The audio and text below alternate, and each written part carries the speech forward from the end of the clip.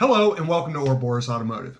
My name is Logan and today what we're going to be talking about is the mid-engine Corvette. And I'm not talking about the C8 Corvette, I'm talking about the Stingray Corvette.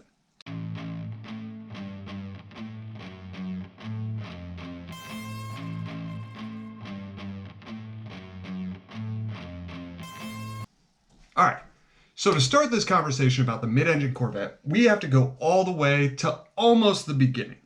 We need to talk about a man named Zora Duntov. Zora Duntov is known as the father of the Corvette. Even though he wasn't the one that designed the C1 Corvette, which was Harley Earl, but he designed the C2 Corvette and took the Corvette from being that nice Sunday afternoon drive with a convertible top down into the sports car that we know today. Made famous with the 1967 split window coupe. But what we need to know about Duntov is that he was also a Le Mans racer. He raced in the Le Mans in 1954 and 1955 for Porsche and won it with a 1.1 liter rear engine car. And that is really what cemented his love for the mid-engine build. Mid-engine rear wheel drive. So one of Duntov's passion projects was the experimental vehicles known as the Chevrolet Engineering Research Vehicle, or CERV, C-E-R-V.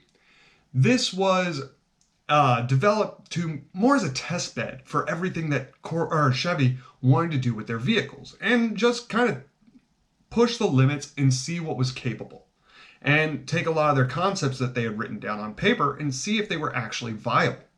This would later be seen in the XP882 concept car that was powered by a 400 cubic inch V8 that was transversely mounted in the rear. This vehicle, it was revolutionary for the time. This was supposed to be the next Corvette. This was supposed to be it. And Chevy kind of mothballed it. And mainly because the higher ups at Chevy didn't feel that mid-engine was what needed to be done with the Corvette. They wanted to have a front engine, rear wheel drive car, and that is just what they wanted. But in 1970, Chevy got wind that AMC was going to be debuting their AMX3, and Ford would be debuting one of my mother's favorite cars, the Pantera. Both of them being mid-engine or rear engine, rear wheel drive. And this was at the 1970 New York Auto Show. So Chevy decided to pull this old mothball out, wipe off the dust, and take it out there. And it actually did pretty well. It has a nice sleek design to it that I personally enjoy, and it has a really good weight distribution to it as well. The next time you would see the XP882 would be in 1973, which at that point had been replaced by a rotary engine, a rotary Wankel engine with 4 rotors. Duntov wasn't a fan of the rotary engine. He thought that that was the breaking point where you couldn't have a rotary engine in the Corvette. It had to be a V8. Not to mention, it costs about $250 more per engine to produce, which is about $1,500 today. So so they mothballed it again because the rotary engine had a lot of problems with overheating, and rotary engines are just, they're already in their nature a bit of a pain to work on. They're amazing for track. You could take them out on Le Mans, or you could take them out to Nuremberg. You could do a lot of things with these. But that's also because the fact that every time you race them, when you get them back to the shop, you tear down the engine and replace all the seals.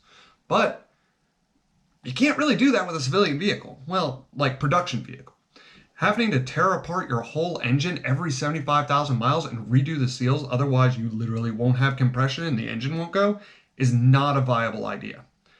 On top, so what they decided to do was shove the V8 back into it in 1976 and deem this XP882 the Aerovet. With the 882 kind of coming towards the end of its life, Chevrolet decided that it needed a new concept car. And so what was produced was the XP895. This one was actually powered by the Wankel engine. It was designed to be powered by the Wankel engine. It was also a lot more narrow and a lot shorter. Duntov didn't approve. He didn't like the small footprint, the reduced track size, or the use of the Wankel engine. So again, it didn't really fit what Duntov felt was the character of the Corvette. Even though it did have nice gull wing doors and was made of all aluminum and weighed about 400 pounds lighter than the traditional steel and fiberglass or steel or fiberglass setup. Even with Duntov's departure from Chevrolet, the thought and ideas of having a mid-engine Corvette didn't die out. In 1986, Chevrolet came out with the concept Corvette known as the Indy. This was actually powered by a 2.6-liter V8 that was designed by Lotus Engineering. And if you don't know much about Lotus, they are a bare bones type of company. Like, they cost a decent amount, but you don't have carpet, you don't get a radio, and your seats aren't adjustable. And this is the type of car that you don't get AC with because, well, it was never offered. I love Lotuses, don't get me wrong, but there are definitely certain people have to buy a Lotus. Lotus also helped develop some of the ancillary systems that were inside of this concept car. That would include four-wheel drive, four-way steering, in-dash cameras, so that your rear view mirror was actually in your dash. You had a rear camera, which is awesome. And then you had a secondary TV that ran all of your onboard diagnostics. It was a pretty revolutionary idea at the time. And if you check out my 3000 GT video, you'll see that even in 1990, they weren't readily available. These things were revolutionary for the time. The only thing that the 3000 GT actually had up on it was the fact that they actually went for it, where Corvette and Chevrolet didn't want to touch it. So, with the Corvette Indy, it was again just another pipe dream. Something that Chevrolet execs would not allow to actually go into production. There are actually two fully functioning models that currently exist, and both of them were equipped with a 5.7-liter V8 mid-engine and are four-wheel drive. Again, beautiful cars, great ideas, still killed by Chevy.